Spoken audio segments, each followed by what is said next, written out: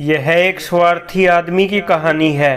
अगर आप इसको सुन लेते हो तो आप चाहते हुए भी जिंदगी में कभी बेईमानी नहीं कर पाओगे। यह कहानी आपको एक सच्चा और ईमानदार व्यक्ति बनाने की हिम्मत रखती है। बहुत समय पहले की बात है। पानीपत शहर में एक स्वार्थी आदमी रहता था। वह अपना सामान किसी के साथ साझा नहीं करता था, यहाँ तक कि किसी अपने के साथ भी नहीं, चाहे वो उसका दोस्त हो या कोई गरीब व्यक्ति हो। एक दिन उसने 30 सोने के सिक्के खो दिए। वह अपने दोस्त के घर गया और उसे बताया कि कैसे उसने अपने सोने के सिक्के खो दिए हैं। उसका दोस्त एक दयालु आदमी था। जब उसके दोस्त की बेटी काम करके वापस आ रही थी तो उसे सोने के 30 सिक्के मिले।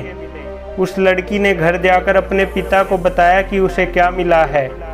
लड़की के पिता ने उसे बताया कि ये सोने के सिक्के उसके दोस्त के हैं और उसने अपने दोस्त को इसके बारे में बताया और उसे ये 30 सोने के सिक्के सौंप दिए।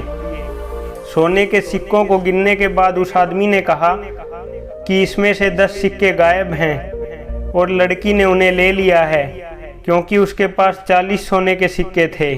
उसने अपने दोस्त को यह धमकी भी दे डाली कि वह बाकी के सिक्कों की वसूली उससे ही करेगा, लेकिन लड़की के पिता ने मना कर दिया और कहा कि उन्होंने एक भी सिक्का नहीं लिया है। वह आदमी सोने के सिक्के छोड़कर दरबार में गया और वहां के न्यायाधीश को बताया जो कुछ भी उसके और लड़की के पिता के बीच हुआ।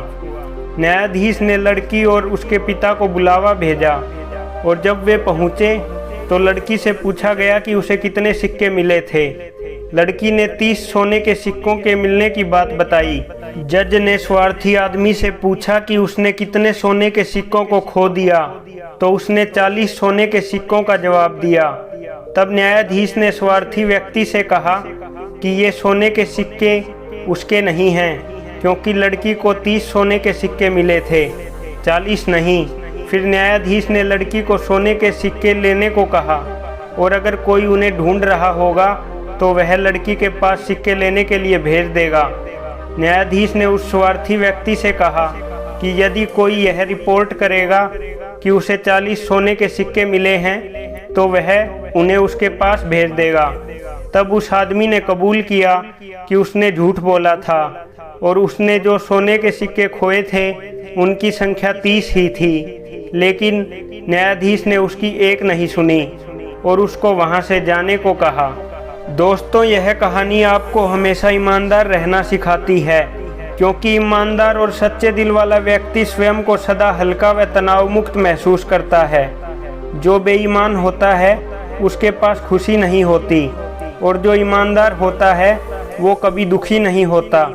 यदि तुम्हारा हृदय ईमान से भरा है तो एक शत्रु क्या, सारा संसार आपके सम्मुख हथियार डाल देगा।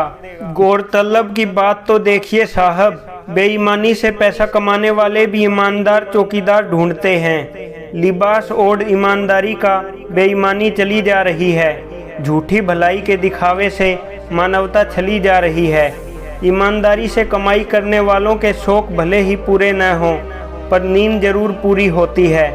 जीवन के हर क्षेत्र में सफल होने के लिए ईमानदारी और सत्यनिष्ठा बहुत ही आवश्यक है। संस्कारों से बड़ी कोई वसीयत नहीं होती, ईमानदारी से बड़ी कोई विरासत नहीं होती। बेईमानी के 100 रुपये से ईमानदारी का 1 रुपया भी ज़्यादा ठीक है। लोग प्रशंसा करते हैं या निंदा, इसकी चिंता छोड़ो। सिर्फ एक बात सोचो कि ईमानदारी से जिम्मेदारियां पूरी की गई हैं या नहीं। ईमानदार होने का सबसे बड़ा फायदा यह है कि हमें किसी से डरने की ज़रूरत नहीं पड़ती। जब से इंसान की ज़मीर बिकने लगी है तब से इंसान की कीमत घटने लगी है। वही इंसान सबसे शानदार और जानदार है जिसके इरादे नेक और ईमानदार हैं। दोस्तों, ये हमारा एक कदम है ताकि हम आप लोगों को कहानियों के जरिए नैतिकता का पाठ पढ़ा सकें और आपके इस जीवन को सुखमय और बेहतर बना सकें। इसलिए आप अपना प्यार और साथ हमें ज़रूर देना। अगर आप ऐसी ही और प्रेरणादायक कहानियों की वीडियो देखना चाहते हैं तो आप हमारे चैनल को सब्सक्राइब ज़रूर करना। जय हिंद।